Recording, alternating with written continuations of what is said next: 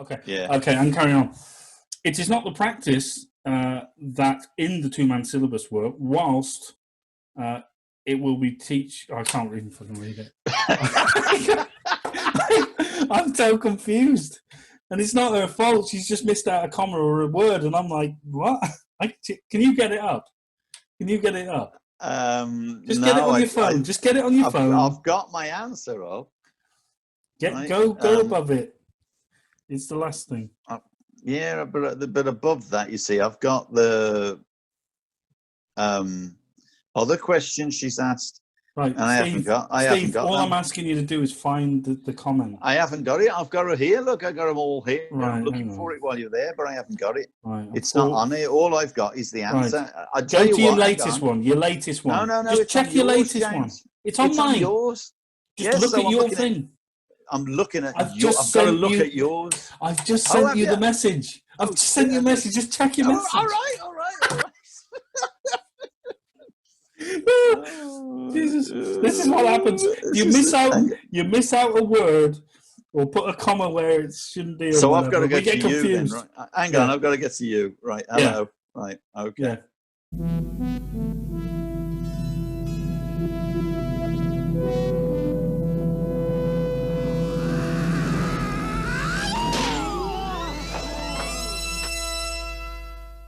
Not being able to speak is not the same as not speaking.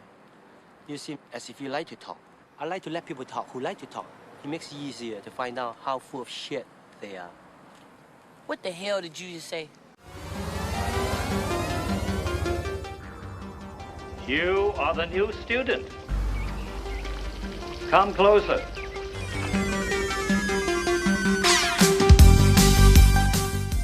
You're listening to the Kung Fu Podcast presented by James Still. Anybody who has some knowledge of Kung Fu can easily defeat you. And Steve Newby. Man, you come right out of a comic book.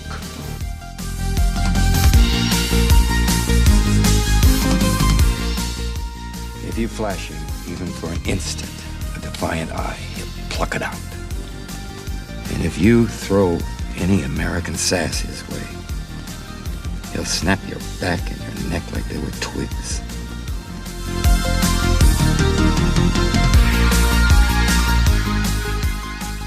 Good, excellent. Right, everyone.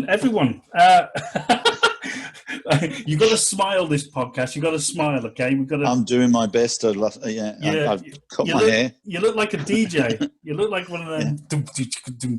Like that. Yeah. You cut your hair. Did you get a discount? Because I do. I'll sell it to charity. Yeah.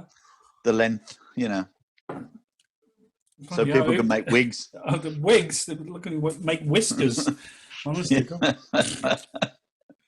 guys, welcome to episode. What are we on? 28. Please say it's 28. I think it's 28.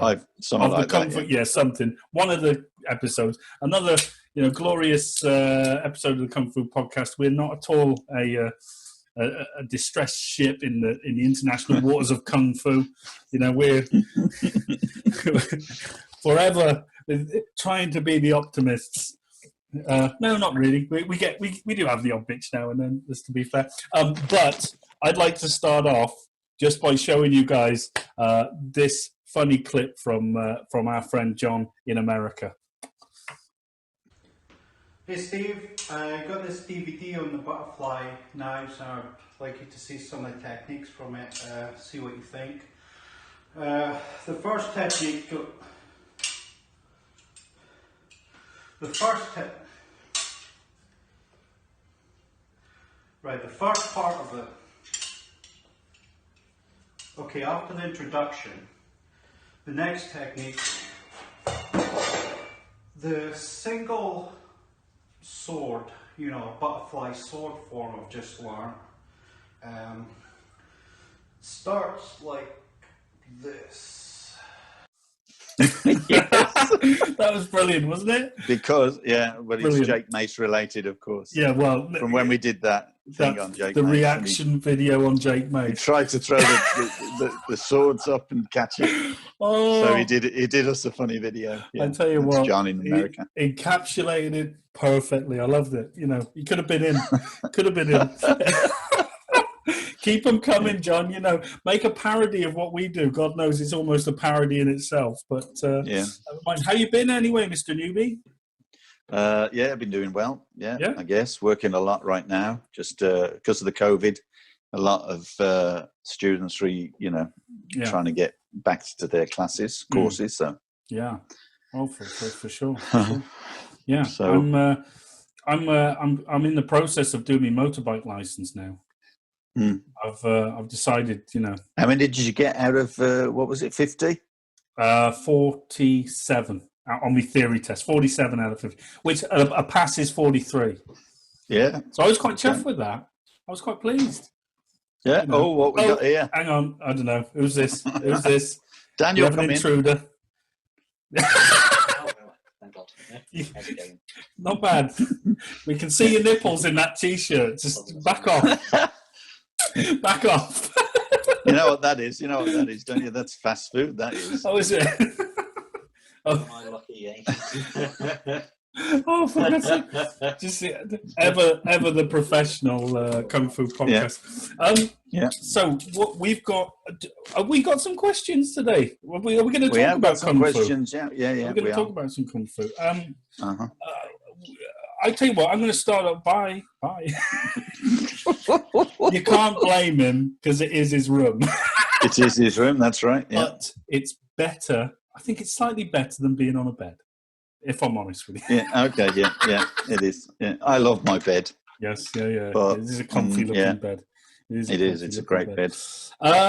Right. Okay. And let's say we have had a question from a chap in Australia. Which is interesting. G'day, mate. Put another shrimp on the barbie.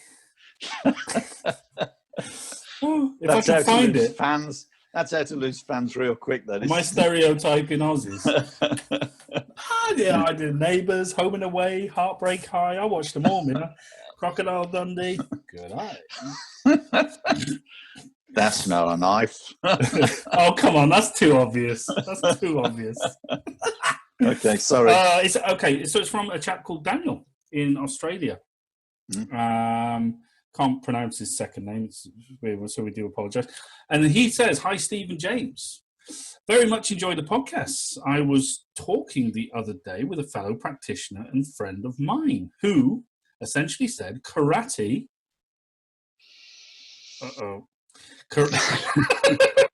Okay, all right. He essentially said karate is generally more linear, while kung fu tends to be more circular. What this means is that karate movements tend to take you forward with momentum towards the target, while kung fu movements shift weight laterally and rely more on reacting to your target's attacks. What are your thoughts on this? As I myself study kung fu, he puts in brackets, I'm not saying what style though, with a wink. Oh, all right, yeah, you play that. And he does say, keep up the good work, all the best. So that's nice. Thank you, Daniel. Right. Okay. So let's see. Karate is generally more linear. I don't know a great deal about karate other than it's based on power. And so circular motions are not really kind of its forte, but well, you can generate power with circular motions. Well, of course you can, and but I'm generalizing when it comes to kung fu. People do say it can be circular, and obviously rotational movements. Rotation is one of the words I use all the time. Everything rotates, everything. So it's really important. I just caught me wire there. Yeah, it's really important to understand that it isn't any direction. If someone's coming, it's totally dependent on the person who's attacking you. If they're attacking you that way, you may be going backwards, consolidating your position, maybe to the side. Rotational motion depends on what they're doing. To be honest with you, well, I mean, I think you can make the argument for both the styles. Well, let's talk about grabbing. Okay, let's talk about grabbing. Okay, because in karate, there's They call it. Of course, they do grabs, but they don't. If you start the technique, yeah, they call it hickty. I think hickey. I don't know. But when they grab, there's an actual word for it. Yeah, well, if they use fists on majority time, they're going to have to open their hand in order to grab, which takes it twice as long. And if something's in the way and you try to open your hand, there's no strength there. So it's very difficult to open your hand which is why Kung Fu tends to be much more open-handed and relation, to everything rotational. So just to illustrate an example then, when the karate are in a line, I mean, I'm not saying we don't do line work, but they're punching out, punching in, punching out. So if we were going to, obviously we would make, this movement, we could interpret it as a grab as we punch. But in karate, if we're just constantly with fists, the issue is majority of it is with fists. So they would argue that it's not all. No, and I'd agree with them. Yeah, I'd agree. Yeah. I'd agree. But our point is, if you're going to be just punch, and to grab someone, you'd have to open your hand to close your hand. Okay, and that in its sense is uneconomical. Whereas if you because even in doing the blocks when you do sort of blocks like so, and I mean there are things where they'll do that. They do that. They do knife hands and stuff like that. Yeah, so they will to a degree do some grabs, but of course Kung Fu is much more wrist associated and much more fluid in that sense. I always had a joke between karate and Kung Fu when people used to say they'd come to inquire. And they would say straight away, and I have to apologize to anyone who does karate. This was just a joke some years ago. I used to say at my class. And people would say, well, what's the difference between Kung Fu and karate? And I'd just say, we've got wrists. That's it. Yeah. So. It's hilarious. I was laughing. I swear to God. No, it's no. Completely. I think possibly. I mean, the question in itself, for me, it's a false premise question because it's assuming that karate is. Well, it says it's essentially karate is more linear. I don't think karate is more linear. I think it operates on both planes. I think we can make the argument that karate is more power based. Certainly, it's definitely it's based on power totally. There's the whole issue, whereas Kung Fu is much more liable to much more faster motion from a much closer proximity. So therefore, what you got is you'll need a lot more rotation, and particularly if you're talking about close proximity, you're also talking about grabbing and holding. So therefore you've got to maneuver and because you're so close as well with open hands, you're going to be able to haven't got time to make a fist in a very short distance. So as you're trying to make that fist, you're probably going to do more harm to your own knuckles than you would if you just kept the hand open. So therefore just keeping the hand open with it, poking, even the thumb, back of the hands, everything, the leopard's paw. Just it's all about the targets, right? Okay, and it's close proximity. So of course you're trying to get the target to move backwards. If the target will move backwards, then it gives you more space to do more techniques. So you're trying to do one technique, two techniques, three techniques, all the way, trying to attack the target, not just relying on punch kind of thing. I mean, Wing Chun's got another example. Punch. The chain of punches. Who's going to defend themselves against this kind of thing? Well, anyone who moves to the side and kicks you in the leg. I've seen it in Ip Man. Honest to God, he throws the guy on the floor and he does about 100 punches to this guy's face. But the guy was on the floor and his head couldn't go anywhere. So I think if you're trying to hit, you're chasing them around. I think a lot of the time when we watch movies and people see movies and try to relate martial arts to movies, when you see someone throwing punches one after the other and they do this technique, then that technique, okay, so you're grabbing by the neck, you strangle him, then you poke him in the eye, then you jump on his head and you sit on his face. Once you've done all those things, if you were really good, surely only one technique would matter. And that would be it. Okay, 1, 2 techniques, finish it. Don't go punch there, then I'd do this, then I'd go around that way and do this, then I'd kick him to the leg, then I'd get him down, and all that kind of thing. It kind of extends the length of the fight. But wouldn't you also? I mean, concede, as you've taught me, in terms of the application and theory, is like for every strike there's a reason, and we've, you know, meaning, you know, I'm going to punch there, you know, to make to make your foot, to open up a target, to punch another one, to make you come forward. Yes, you can set them up. You can set them up, but I'm not talking about where you're setting up any specific. They tend to, like, okay, you know, when they do this, the punch is out there, right? Block the punch, smack them in the mouth, right? Hit them in the ribs, right? Now sweep them, now get them down, sit on their face, 1970s karate. Yeah, I've seen that. Yeah, and it's that kind of thing that it kind of gives martial arts it kind of misrepresents martial arts in the sense that everyone expects to throw loads and loads of different techniques at different targets. You know, with no end at any of them, just loads of different, you know, showy offy moves. Jump. I've seen people do it on stage where they jumped on someone's back after they've punched them and done everything. And the karate guy, he was a karate guy that did it. He was quite a famous karate guy, actually, in movies. Yeah. And then he was doing a demo in that in one of those big shows. I can't remember what show it's called. Not the Geeko. Yeah, Geeko Spectacular. That's it. Yeah. I wish that was on YouTube. You know, I wish someone could dig it out, put it on YouTube, because that was really good. I'm sure I've got some of it on.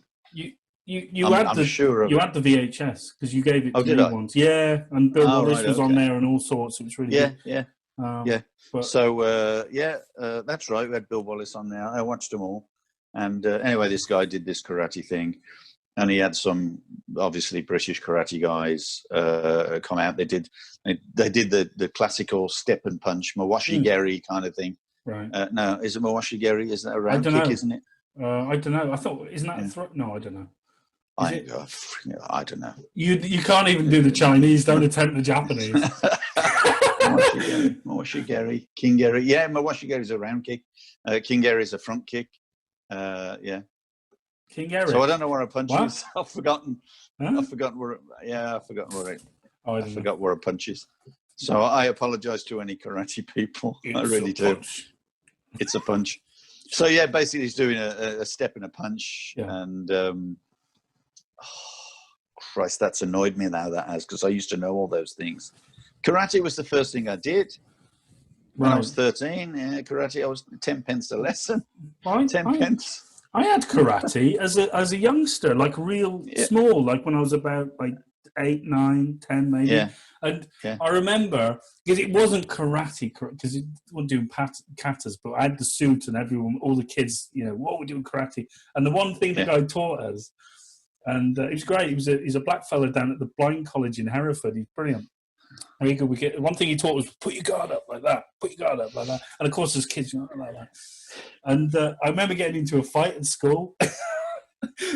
Well, yeah, I think I did.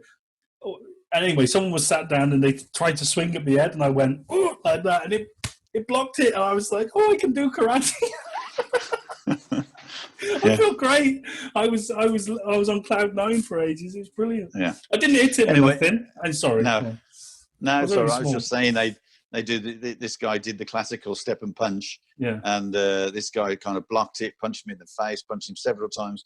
The punch is going past his face like that. Yeah. You know, then he kind of jumped on his head, jumped on his back rather when he's chopping his neck and this kind of thing.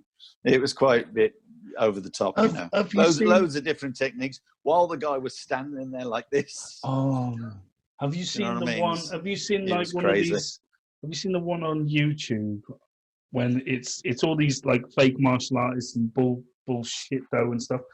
This one guy, he's on his knees, and he starts off on his knees and in front of an attacker who stood up, and he starts like hitting the leg, and then he moves around whilst on his knees around to the back of this guy all the time, striking him, you know, and he does like 360 around this guy.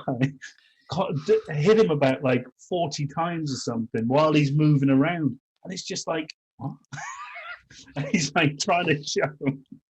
But we're not supposed to critique anyone. We're not supposed to criticize people.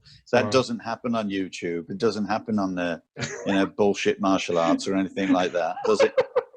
So no one can do that. Apparently, it's really evil. Yeah. Oh, that's and yet true. people, it's quite justified in most cases. Yeah, So, I think so. I think so. yeah, it's definitely justified. Listen, Go going on. back to Daniel's points, Yeah. or in his question to us, his communique. Kung Fu movements shift weight laterally and rely more on reacting to your target's attacks. So, I think he's right. Yeah, I think he's right. It does react, doesn't it? It does react. It's what the other person does that matters. You Right. can't just stand there as a fighter and just, throw out your punches and not be aware of what your opponent's doing. Yeah. So you've got to respond to whatever happens. And of course, that's why we do sticky hands, because we're trying to adapt to the other person's movements. Couldn't we... Sorry. No, I was just going to say that's why you do rotations as well. So you're picking it up and taking it off. Grabbing, of course, once you've picked it up and you can grab, and that's what that rotation is there. So when you're doing that kind of block, that isn't like block, that's rotate, block and do something. Because it could be an interim movement. To prevent them from continuing to punch. How many people are going to stand there and punch once? They're going to punch several times. So when you block one and trap it, if you can trap it, stop him from punching any further. That's your then favorite. You can do something. That's my favorite. I like doing that. Yeah. They can't move. Oi, oi, oi, like that. A bit of robotics there. It was because you're trying to punch someone and you can't because the hand is trapped. The arm is trapped. It's brilliant. I think the problem, it's not a problem, but just a point. Like whenever we try and generalize within the context of a question, we're always... we go off on one. Well, yeah, but it's like, I think that the complexity of martial arts, karate, kung fu, whatever, is far more, a lot more complicated than just trying to sum it up in a sentence.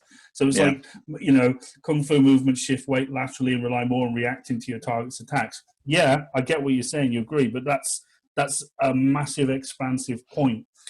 But you could argue the same for karate as well. So it's based on power and yeah. But I mean, but why is that not any more relevant to karate and fighting? It's a different kind of persona, totally. I'm not denying that. It's aggressive. It's powerful.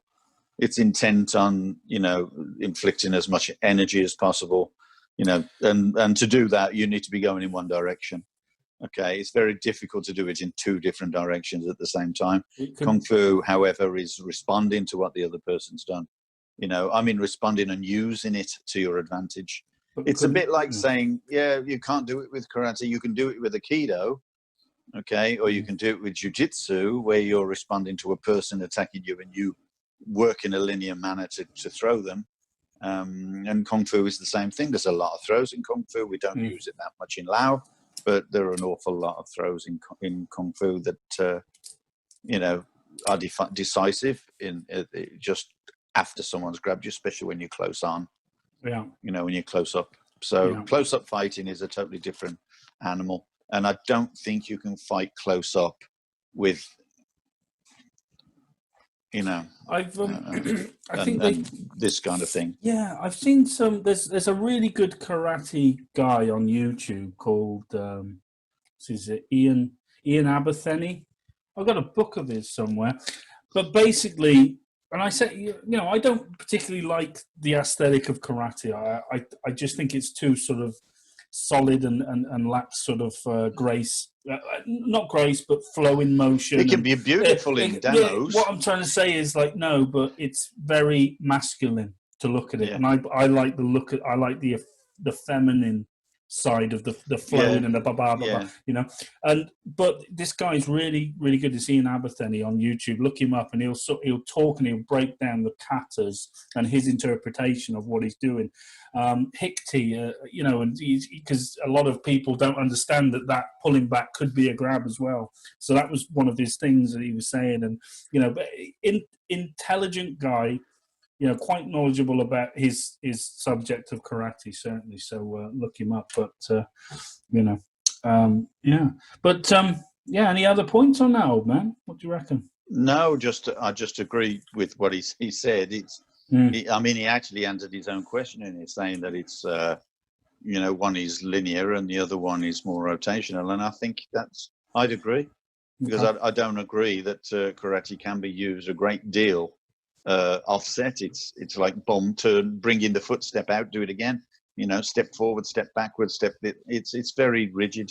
Right. I mean, if you look at it in terms of the way that it's taught from the katas and so on, and then when you look at the forms of kung fu, yes, you're going forwards and you're going backwards and that, but you're doing very much different things with your arms.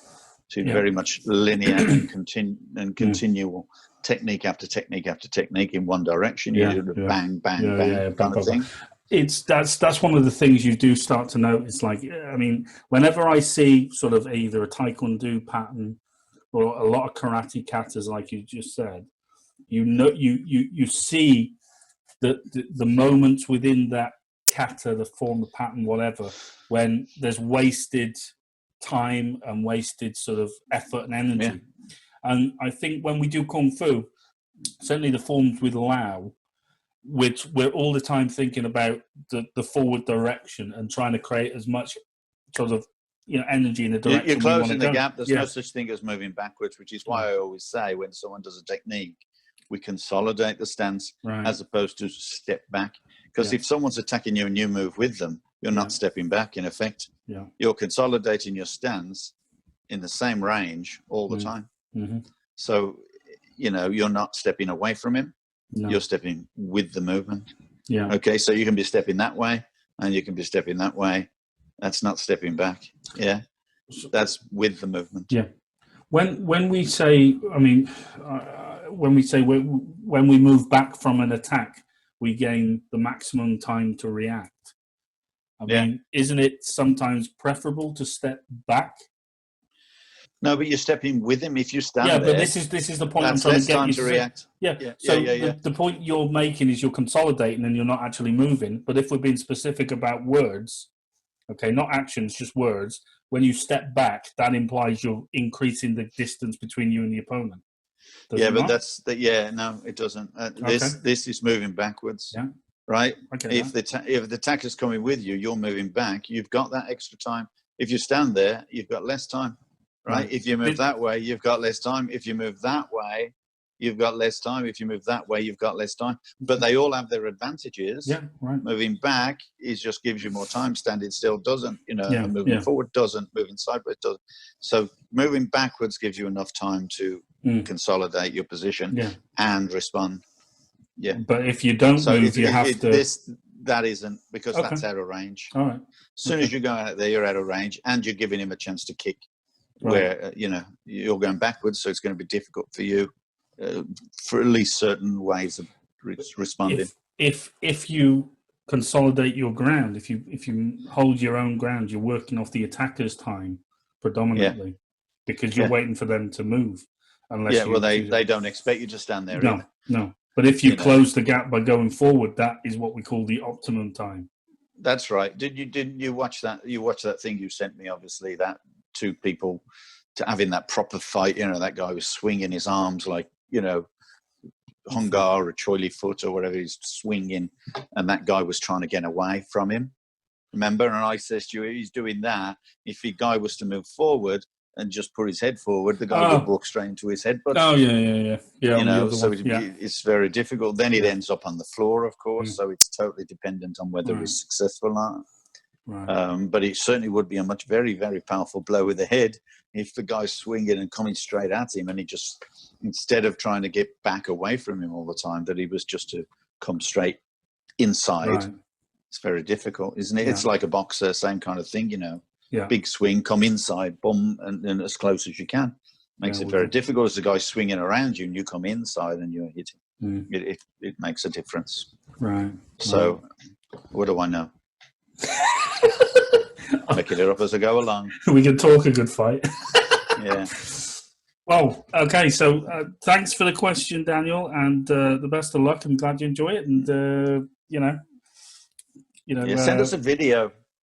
People send us videos. If you send us go videos, on the beach. We can explain. On the beach, just point it in the direction of some nice, on Bondi Beach, some bikinis. Hey, let's have some. Just watch out for the sharks. Watch. That was the goal. Right. Okay. Have we got another question? We got one from from England. That one that girl sent us. Oh yeah. Let me try and find it. I remember that one because I did answer it. So and I sent you but the answer we can talk about it, can't we? Yeah, I think it's worth discussing it. Yeah. All right, hang on. Let me find it. Da. God, I've got so many. We talked about it previously about number 5 and 6, and she was saying how the way people train isn't the same. Yes, right. So it's a message with a question in it. She's hello. Ooh, kick blocks. Hey. Yes. In my experience, because we were talking about 5 and 6. She's Lao. Is she Lao? Yeah. Yeah. She's Lao.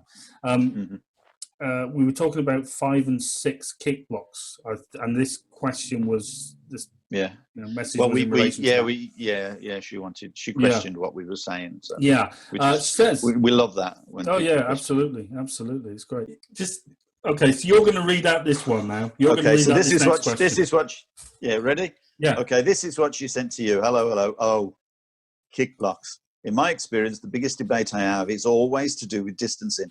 Back in the day, doing big ABC, she uses our terminology. I was taught that the attacker determines the distance. Absolutely agree. Now, to deliver the 2-hand pressing block, striking down. Okay. Yeah. John Ma. Okay. Strikes to catch the leg on a thigh before the kick is delivered creates all sorts of issues in practice. And I have to say, it isn't the way I've been taught in defense.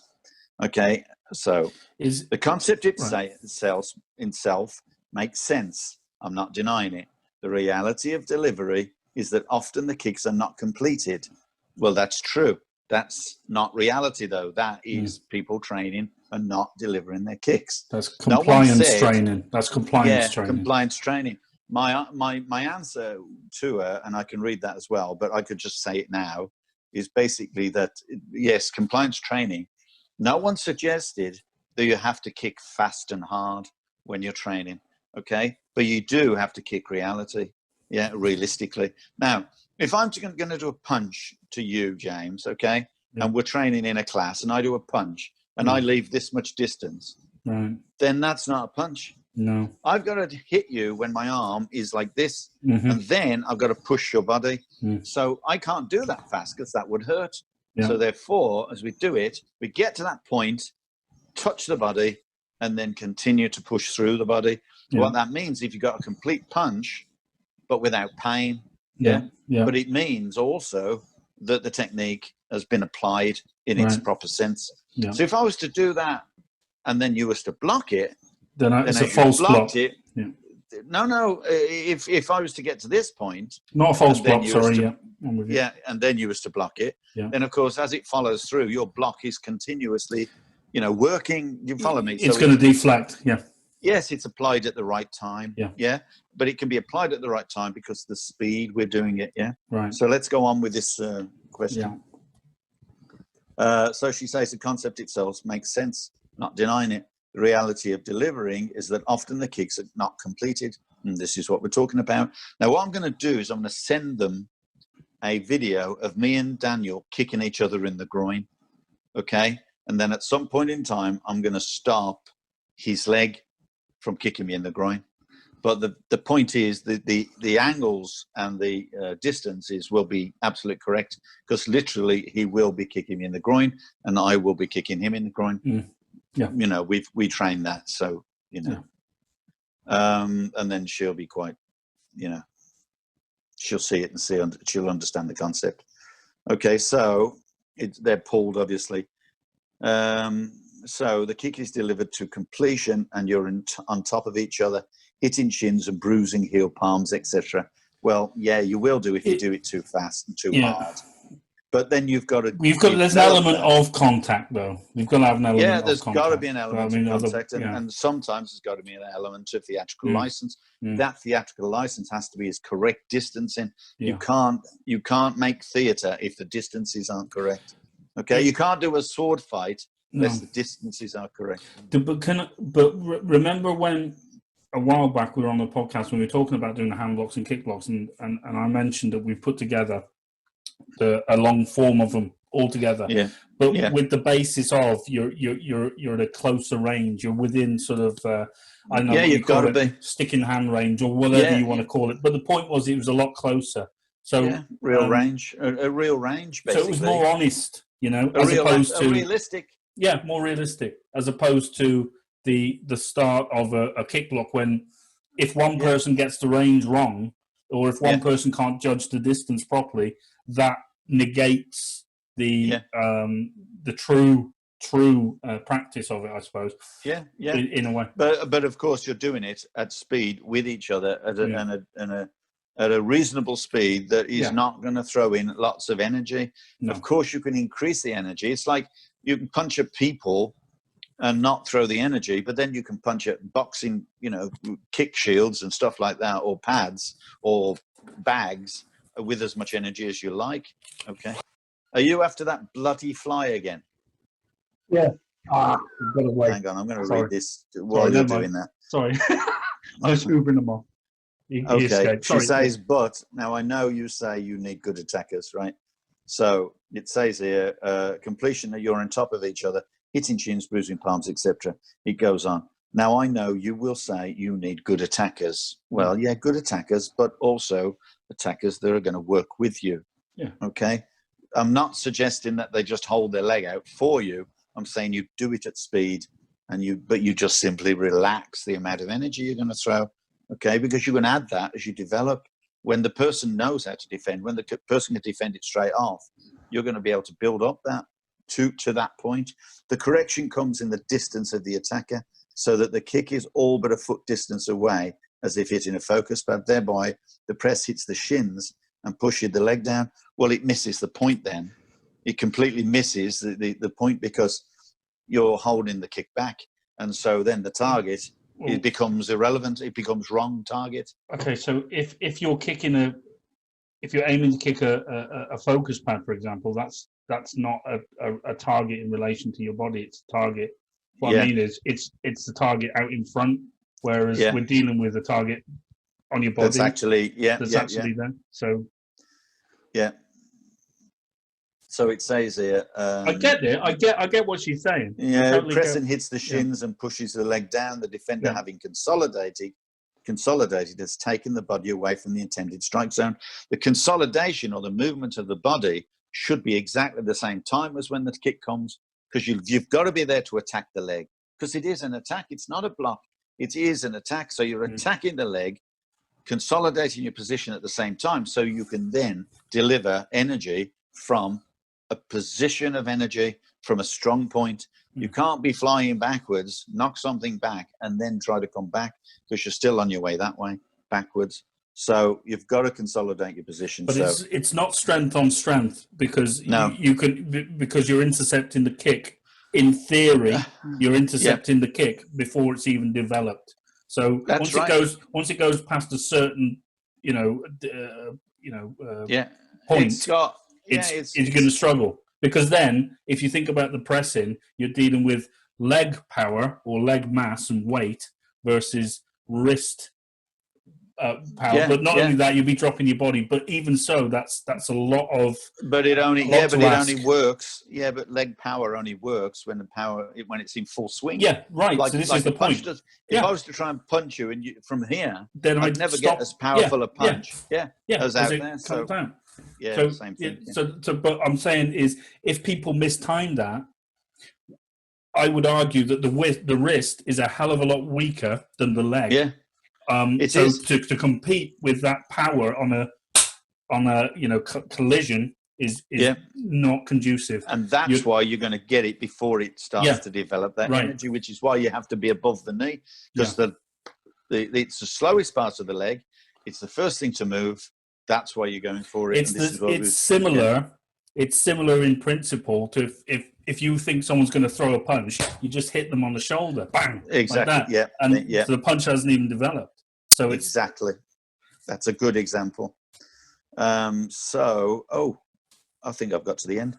It is not the practice that in the two-man syllabus work, whilst it will be teaching distance and targeting should be delivered with an element of compliance between both parties, right? Well, it is an element of compliance, but it has to be a true technique. It can't be an adjusted technique to suit the individuals, right? Because you lose out then. Yeah. Let me just, I'll give her my full answer. I'll give you my full answer. Let me find her. And I'll give you my full answer. Why? Do I have to read it out? Am I going to have to read it? No, I'm going to read it. I'm going to read it for you. All right. Okay. Okay. So here it is. So basically, right. I totally understand where you come from and agree that the distance is always defined by the attacker or the attack. I also recognize that you are saying what you are saying about attackers holding back because of fearing getting hurt. The thing is, whilst techniques have to be trained with real distance, timing and coordination, no one said you couldn't slow the scenario down when learning. If we trained with full power from the off, we would quickly run out of partners. But to change the method and by doing so nullify the result, not to mention alter the understanding, would make any technique pointless. It would prevent understanding and corrupt the technique, making it useless or simply not actually learned. Both attacker and defender must work at the same pace, but as with all techniques, there has to be some theatrical license, but not at the expense of the original purpose. We do sticky hands slowly to learn, but we cannot do it if we alter the distance or the technique. Yeah. So it's got to be honest, so that as we progress, we can fully utilize the result of the practice for its intended purpose. Yeah, I hope that makes sense. So a good example is sticky hands. Obviously, if you're trying to reach each other out there because you don't want to hurt each other, you're losing the whole concept of sticky hands. Well, you see it in Wing Chun demonstrated a hell of a lot, because they'll be out of that range, but they'll be throwing and bong sawing and whatnot. And jutsu and the punches are missing by yeah. And it's not. I'm not saying all, but I'm saying you just go on YouTube, look. A lot of people training Wing Chun, sticking hands. That you see that. No doubt and when they do get close, what do? Off to the side. Right. Yeah. So that becomes pointless. Right. That direct attack becomes pointless to a Wing Chun guy, because the Wing Chun guy's moving off to the side. So it's kind of moving off. Yeah. You know what I mean? So he's not actually standing there. So you might say I'd attack you straight, but then you would actually defend you off to the side. So you're kind of nullifying in your own idea, if you know what I mean. Yeah. So I hope that makes sense to that one. And to anyone who's listening, because a lot of people do. The other person that's listening, because the other person. Yeah, because if obviously with all martial arts, no matter whether it's Lao or not, and anyone who's doing Lao and often finds that they're doing hand blocks that are far too far away, that actually wouldn't work. Because most people will say, "I wouldn't do that technique. It doesn't work. I wouldn't do that because it's not going to work. It's not going to reach." And so on, because they practice it so much out of context, out of range, that there's no point in practicing it, because all you're doing is practicing something that doesn't work. And we know that a lot of martial arts do that, always trying to make it as fast as possible, but completely out of range. And it's the range that defines everything. So what's the most important thing, I would ask two listeners? I would say, what's the most important thing out of power, speed, accuracy? So answer for the listeners. Well, I'm going to, all right, yeah. So obviously everybody wants us to say, oh, it's going to be speed, because power is relative, speed is absolute. But without accuracy, everything falls apart. So the one thing that I always tell people is, let's just imagine Clint Eastwood with his Magnum. Okay. 357. No, it was a 44 Magnum, the most powerful handgun in the world. I was shooting one on my wedding stag do. It's great. I shot one when I come to Canada the first time. Yeah, but were you shooting at 50 yards on a 6-inch plate? And shut up. Oh, it's great. It's the most. Oh, I love that. Sorry. Yeah. Anyway. Shooting it, I could only afford 2 bullets.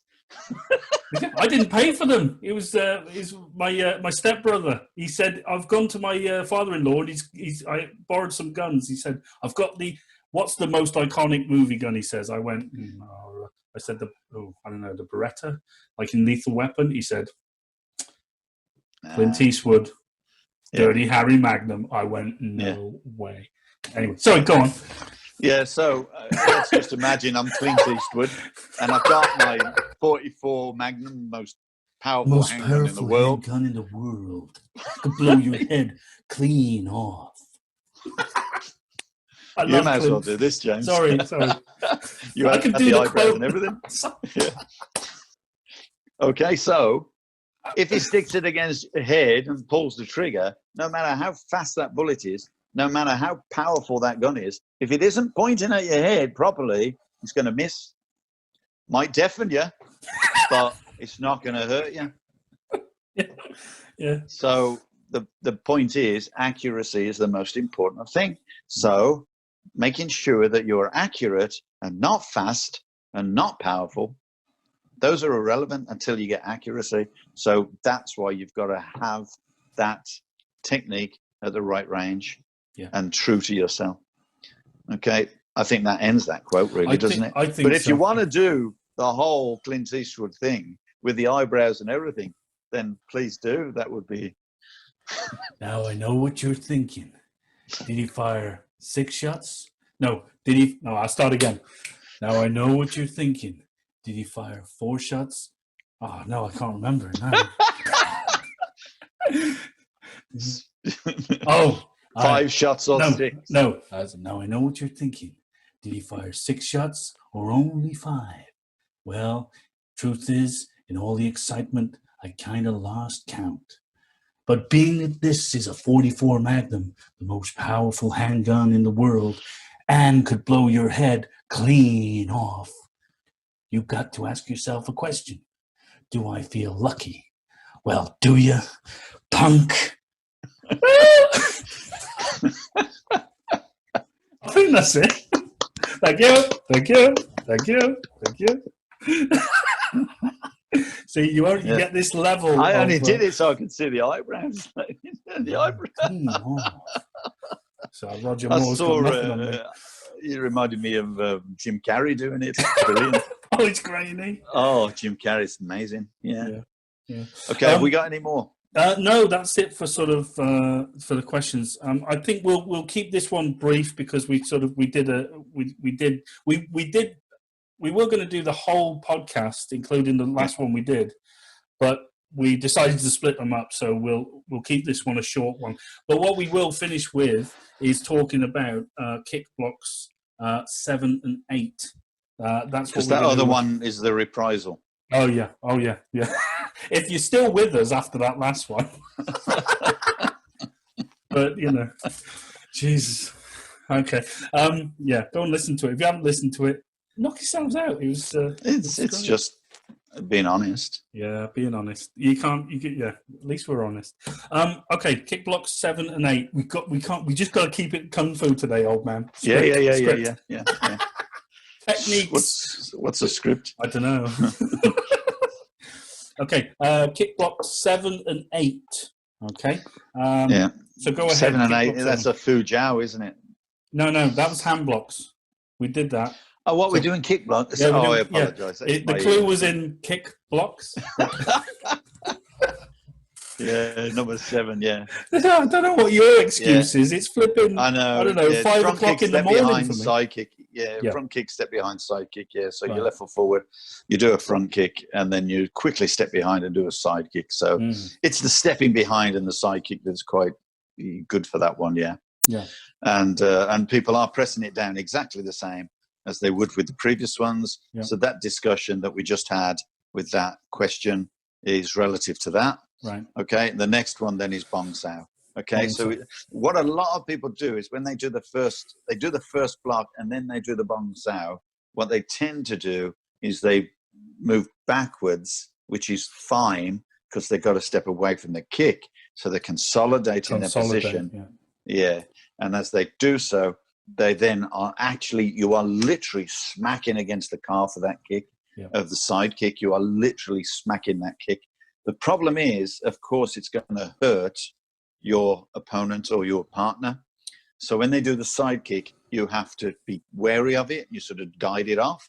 And so what happens is over a period of time, people who are training it start to move off to the left instead, because then when they do it, it's not going to have the same amount of effect, the same amount of energy. Right. So they get so used to it. So, pressing down, and then they move off to the left, bongs out. What they should be doing, pressing down as the kick comes, bang in it. Yeah. There's nothing wrong with moving off to the left slightly, but not so far as you kind of nullify the technique. The bong sow is meant to literally strike, bang, like a forearm smash, really, against the calf. Yeah. Okay. And then of course you're elbowing. But talking about the rotation, I mean that's part of the power generation or the ging or whatever you want to put into it. In that the effectiveness of the bong sow. Yeah, every defense is meant to be an attack, and this is a good example. Yeah. Bang, and straight in, and of course you've knocked them far enough around. And this is the issue, you see, when people move off to the side, they do the bong sow, but they haven't now moved the target, so they haven't spun because they haven't knocked them over. Yeah. Where if you step back and you bong sow, you're going to knock them across, and they're going to end up with their back to you. And that's where your elbow is going directly to the base of the spine, which is what you're aiming for. Right. Okay. So it's not. So it's not to the side. No, the reason it ends up at the side is because people aren't doing the bong sow. Do that. Yeah, the person lands straight on, and therefore you end up doing the elbow to the side. Right. What it's meant to be is whack, knocking them across. Yeah. They end up with their back to you, and they're kind of almost falling straight onto your elbow, which is directly aimed at their spine. Yeah. Okay, which is bone to bone. The motion of the elbow sort of follows directly on from that bong sow, in that you're not as you're shuffling in. Yeah, so you're not in any way drawing back the elbow. Again, constant forward. No, it's just there, and then you're moving directly elbow in. Yeah, because the person is placed in your position. Yeah. So it's a very quick, decent technique that he's attacked at the to the person that's turned. You've turned him round. Yeah, right. It's a real Bruce Lee kick, that one, isn't it? The old step behind side kick. Yeah, it is. And of course, if you're moving close enough, there's no way they're going to be able to lift a leg to do a back kick as well, because they could follow up with a back kick. Right. Once you spin them around like that, if they're not in pain, of course, they immediately maybe try to do the back kick. That's why you've got to shuffle straight in. Your Close knee, the gap, your foot, your leg has got to be right close to their leg. If it isn't, then they could maybe lift that leg to do a back kick. Obviously, doing the elbow, just be careful. Don't be hitting people in the base of the spine, because that hurts. Yeah, exactly. And then we're talking about that theatrical license, of course, but your accuracy has got to be the distances. You don't have to actually hit the spine. You just have to know it's there and kind of thing. You got to know it's there. Yeah. Okay. And if you just press it against it, they go, "Oh, I can feel that." Yeah, it's fine. Yeah. And then, of course, if you wanted to follow up, of course, and they're like that, you can just put the hand on and do exactly what you do with number 9. Or is it number 9? Yeah, number 9 and 10 actually. Number 9 kick block. We haven't got there yet. Sorry. Okay. We just go like that. Yeah, so there's the mistake that people make, is they don't literally push their target around, so they can't actually hit to the spine. So that's the biggest usual mistake with that kind of that number 9. Sorry, number 7.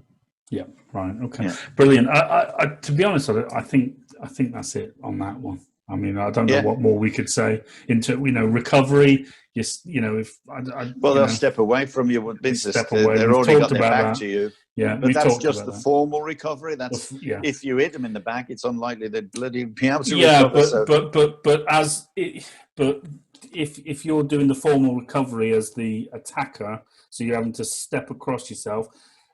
Just think to yourself, if you do find yourself with your back towards someone, step across, make it big, spin around, rather quickly, and get your eyes on the target again, on your opponent. It's just formal training. Yeah, so it's formal training, but it's useful, isn't it, just to get that mindset? That's what formal training. Yeah. Okay, so what number we doing? 8. Number 8. Number 8. Yeah.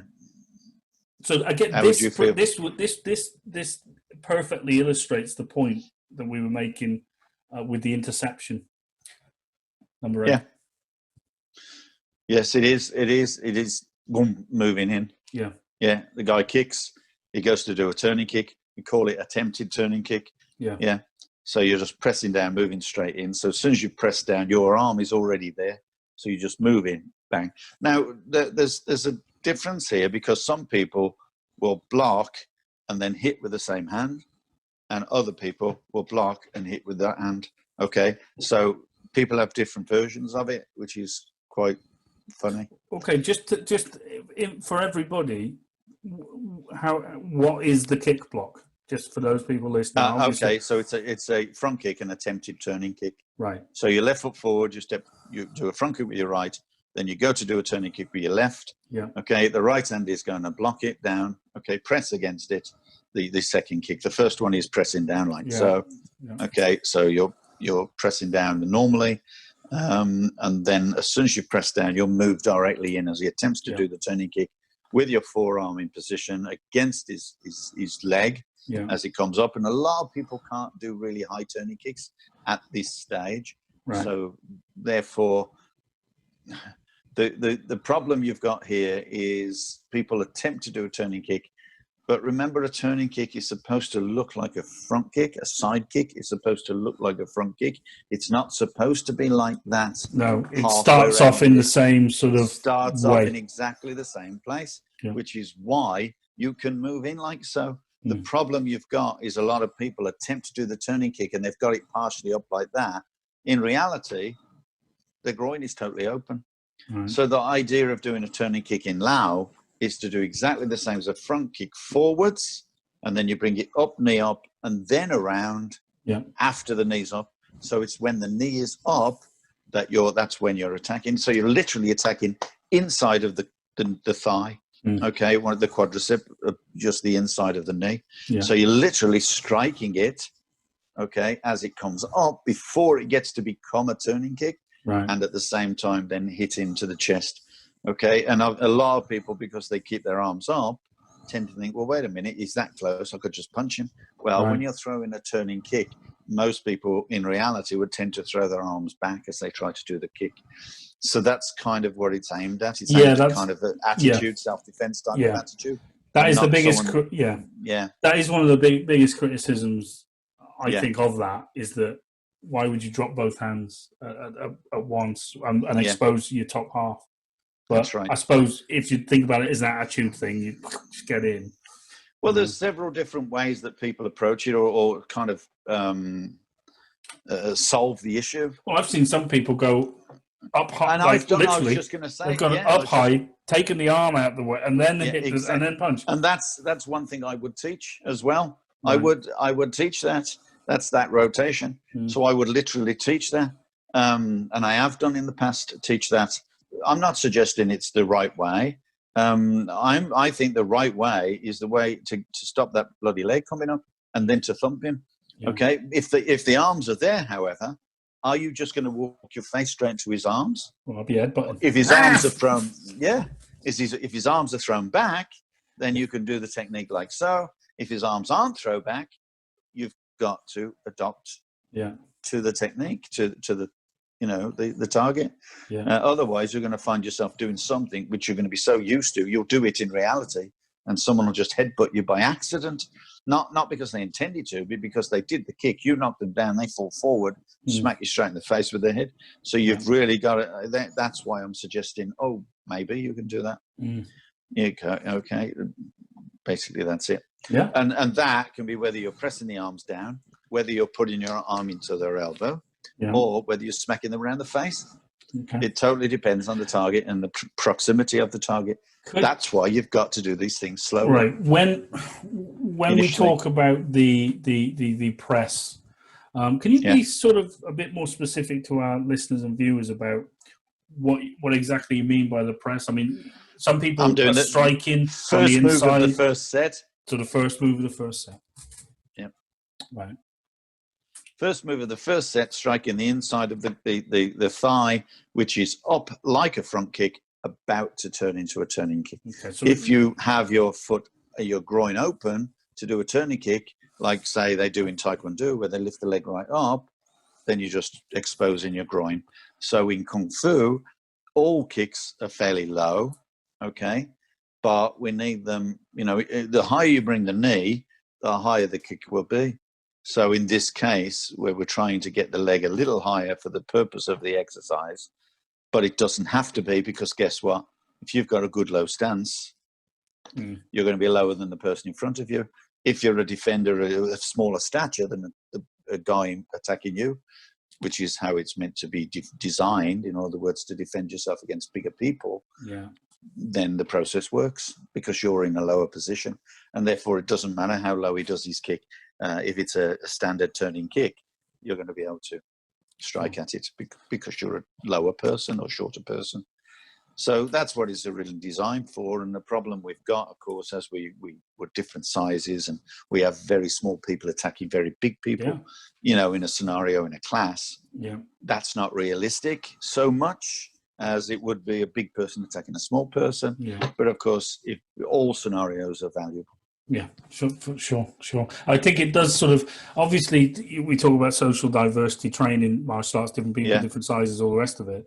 But I think this is where I think when you're learning it and you're doing it one way with a tall person, and then you have to change it. You have to change, and then you have to.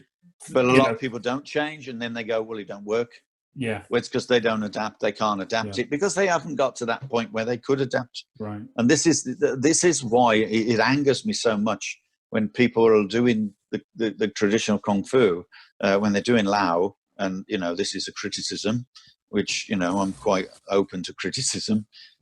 People learn the hand blocks, they learn the kick blocks, they get to black slash, they don't practice them anymore. They get someone else to teach them. And they become like black slash, doing the swords and all the rest of it. So that's the very time when they've got to start breaking these things down. Yeah. Because that's the time when they can adapt them and they can adopt them, but they don't. They just leave them to fester in a cupboard somewhere, right? And they leave the beginners to learn them, and the beginners can't learn them because they haven't taught them properly, because they haven't learned them properly. They can't teach them properly. So they become useless. And then everybody looks at the hand blocks and kick blocks and goes, oh, they're a waste of time. They don't work. Because they are saturated slowly and diluted, and they just become they become a formality and it's all whatever. Yeah, that's right. People just see it as a formality to take the grading. Yeah, but it's no good. Yeah, like that, you've got to make them work. They're there to work. They're designed to work. Yeah, they come from people that have made them work. And but there's always a reason why they work, and there's also always a reason why they don't. What you have to discover is both, and adapt it to different people. Absolutely. As always, you're trying to think of the arguments for and against the technique. I mean, just to get your mind working, just get that old grey matter.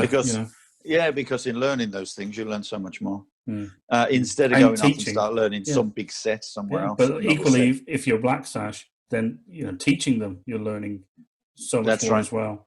So but you have to teach them to individuals. Problem with people is they teach them to a class, then they leave it, and then they see one person struggling, but they don't know how to fix it.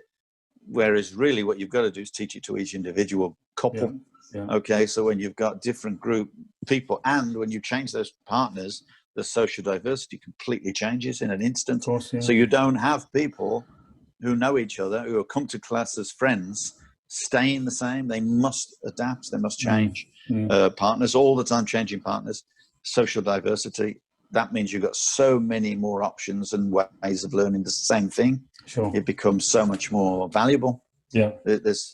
And as opposed to just being something that you'd learn once and throw in the cupboard once you took your grading. Yeah. Wow, people do that all the time. Absolutely. Well, you know what? I think that was really great discussion on that, and it's been short and sweet, this one, guys. So which is quite nice now and then. Guys, we'd like to really just sort of wrap it up there, if that's okay. Thank you so much for joining us on another episode. It's great. Thanks for your support. Do I look like a granddad? Yeah, I guess so. I could be a granddad. My eldest daughter's 26. My youngest daughter is 21. A 22-year-old and a 24-year-old, or maybe 25. I don't know. Do I look like a lightweight? Hey? Little lightweight. Okay. Enough. We couldn't resist. Guys, thank you so much for joining us on another episode of the Kung Fu Podcast. If you like that, please, pop over to our Facebook, give us a like, go and subscribe to us on YouTube, hit the notification bell, all the rest of it. We'd really appreciate that, and any comments or feedback from yourselves would be equally appreciated. As always, you can ask us questions, send in your opinions, whatever. We'd love to hear from you, and that's what we're here for as well. So just have a honest, good old-fashioned, discussion, debate about, what we love. This is what we call a proactive video podcast. And other ones are called reactive. Responsive. That's it. Right, I tell you what, you can sign us out, old man. You can say the goodbyes, and I'll say, go on, finish off. Okay, well, it's goodbye from him. Goodbye. And it's goodbye. It's goodbye from me. And it's goodbye from him. That's what you're supposed to say. That's the two Ronnies. Yeah. Yeah. Guys, thank you so much. Well, take care of yourselves, and we'll see you soon. Yeah, and goodbye from my hometown. And it's goodbye from my hometown as well. See you guys. Take care. Bye-bye. Bye.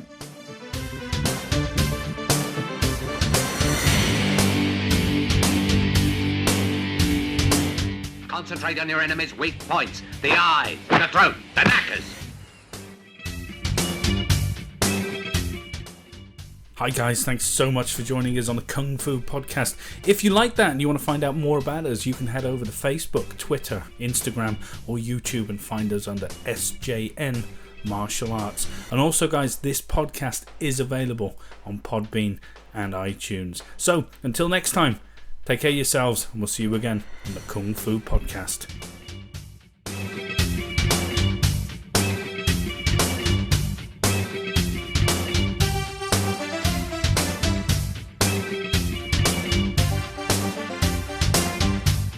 Karate punch is like an iron bar, whack. A Kung Fu punch is like an iron chain with an iron ball attached to the end and it go whang.